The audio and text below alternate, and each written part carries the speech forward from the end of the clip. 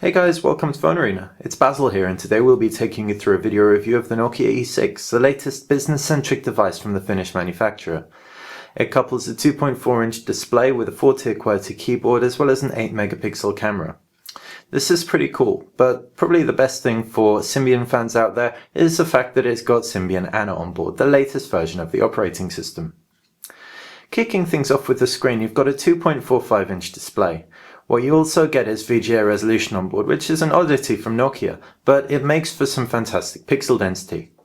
This even tops the iPhone 4, so it makes for a really sharp image, and everything looks very crisp indeed on the display. It's a capacitive display, as you can see, so and couples very responsive touch interaction with a beautiful visual. Contrast levels are good, as is colour, and viewing angles are absolutely great, so we find it very hard to fault the display itself. Below the display is a call and end button, 4 buttons giving you shortcuts to home, calendar, messaging and contacts, as well as a 5-way D-pad. Directly below that is a 4-tier QWERTY keyboard with each key individualised and rounded for easy pressing. It's very comfortable to use and similar to other E-series handsets such as the E5. Very good indeed. To the right-hand side are volume keys as well as a lock slider, while to the right-hand side is a micro USB port. Up top you can find the power button, 3.5mm headphone jack and micro USB card. On the reverse of the device, an 8-megapixel camera with no autofocus, though you will find a dual LED flash and a loudspeaker. Overall, the device looks extremely sleek. It's very well designed, feels very solid in the hand, might be a little bit heavy for some, but certainly this build quality makes it feel very premium. Nokia have always been great with build quality, and this handset is no exception. And couple that with a beautiful screen, and as far as design goes, you're onto a winner.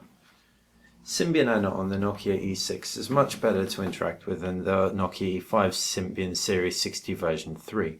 The touchscreen UI lends itself to a much more intuitive interaction process, and also the operating system gives you a lot more functionality. You've got 3 home screens as with Symbian 3, and predominantly the functionality is like Symbian 3, just slightly different with new iconography, smoother transitions between menus and a better web browser. What you'll find is a menu system as well, which is really reminiscent of all the old Symbian menus we've come to see. You do have new icons, as we said, but at the same time, it's all pretty much stock Symbian. You have to wade through menus to get to where you want to get to, and out of the box, it's probably not going to be the perfect solution, requiring a little bit of tinkering here and there. Applications specific to the device include Quick Office, the full version allowing you to edit edit Word, Excel and PowerPoint files as well as view them, and view Adobe Reader PDFs. As this is a productivity tool, we wouldn't expect an extensive range of games. That said, there is a photo and a video editor, and with 720p video shooting on board, this is appreciated. As far as the multimedia goes, the device has a 3.5mm headphone jack, and the music player is very standard, adopting the cover flow functionality that we've come to expect from previous Nokia series Symbian 3 devices. The camera can be accessed through a shortcut in the Applications folder, or you can place a shortcut on your home screen. The module is very nice indeed. You've got a whole host of options that you can tweak, including face recognition, adding a grid, and even changing things like the ISO, which is fantastic.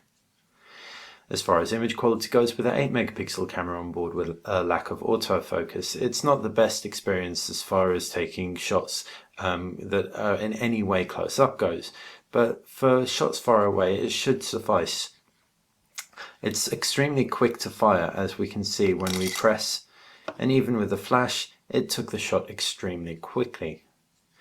That said, as we mentioned, this is largely due to the lack of autofocus. As far as pictures go, we can take a look at some of the pictures we've taken, and we can see generally they're slightly under contrasted and under saturated. Levels of detail are still good, however, as long as, like we said, shots aren't too objects in focus aren't too close. As far as video goes, we can see that the video camera offers a lot of the same functionality that the stills camera offers, with the ability to change some fundamental settings, although admittedly nowhere near as many. Shooting in 720p, we found it also suffered from the same shortcomings that the stills suffered from, such as under-contrasted, undersaturated videos. That said, as far as detail goes, it's not too soft, it's relatively well sharpened, and noise levels aren't too bad at all. The dual LED flash does a good job of lighting up a room. The Nokia E6 plays video files back very well indeed. It plays MP4 files back up to 720p, and in addition, as you can see, it plays AVI files very smoothly as well. This means you can throw most video files on here and it'll do the job. So despite the small screen size, you do also have really great resolution on the handset.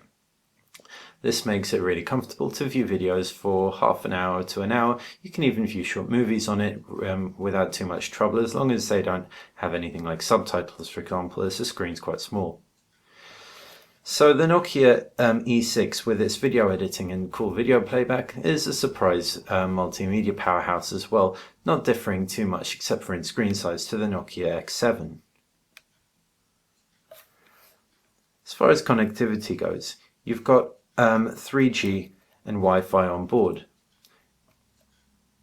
It's pentaband 3G, so it's very well connected indeed, and as you can see, it loads up pages quite nice and quickly.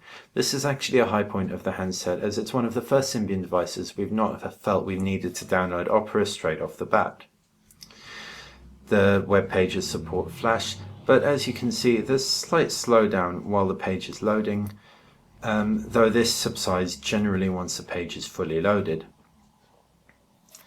As far as pinch to zoom goes, it works well overall, but the whole experience is a little bit laggy and it isn't necessarily as up to speed with other browsers out there on other operating systems. Still, we're really appreciative that this fundamental Symbian browser that you get out of the box is way better than all those we've experienced in the past. Great one. You've also got a GPS on board and Nokia's Maps. Maps works extremely well, caching very nicely and just generally doing a fantastic job. We definitely say this was one of the high points of the phone. It finds our GPS location extremely quickly, so we really haven't got a bad word to say about that. We doubt our summary is going to surprise you too much. We absolutely love the build quality of the Nokia E6. It feels fantastic in the hand and really does look the part, being nice, sleek and stylish. The screen's really great as well. So as far as overall design goes, like we said in our earlier section, we absolutely love it. That said, we can't get away from the fact that Symbian Anna doesn't add enough functionality to bring Symbian up to speed with the latest operating systems out there, such as Android and iOS. It's really unfortunate that this is the case, but it really does make us look forward to the day when we'll see Windows Phone on Nokia hardware. Until then, however, you can get the E6 pretty comfortably if you're a die-hard Nokia fan. However, for alternatives, you may want to consider the HTC Chapter for a fun, less business-oriented, similar form-factored handset with Android on board. Alternatively, you can take a look at the Samsung Galaxy Pro or the BlackBerry Curve Touch. Thanks for watching PhoneArena. For more on this and other handsets, just check out www.phonearena.com.